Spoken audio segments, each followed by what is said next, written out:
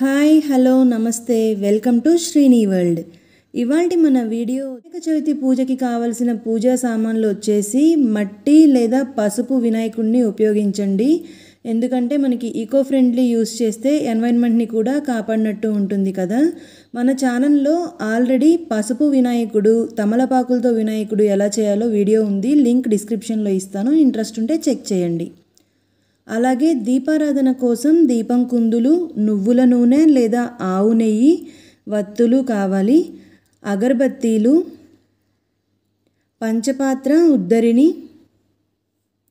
కర్పూరం, హారతి ఇవ్వడం కోసం హారతి ప్లేట్, గంట, పసుపు, కుంకుమ, గంధం, అక్షింతలు కలుపుకునేటప్పుడు వాటర్ యాడ్ చేయకుండా కొంచెం నువ్వుల నూనె కానీ నెయ్యి కానీ వేసి పసుపు వేసి బియ్యం కలుపుకోవాలి.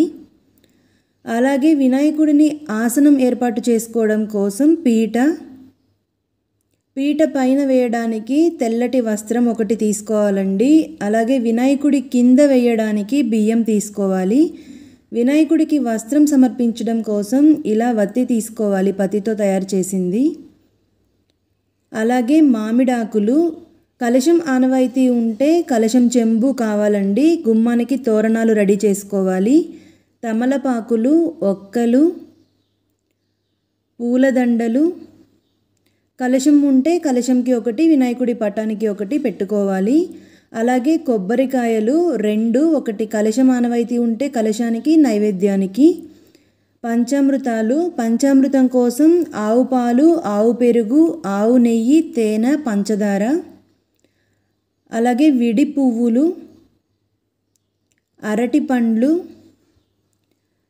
వినాయకుడికి ముఖ్యంగా సమర్పించవలసినవి పత్రీలండి, 21 రకాల పత్రీలు.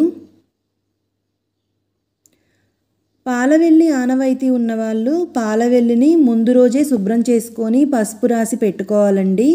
ఈ పాలవెల్లికి కట్టుకోవడం కోసం వివిధ రకాల పండ్లు, మొక్కజొన్న పొత్తులు. అలాగే వినాయకుడికి సమర్పించడానికి సీతాఫలం, వెలగపండు.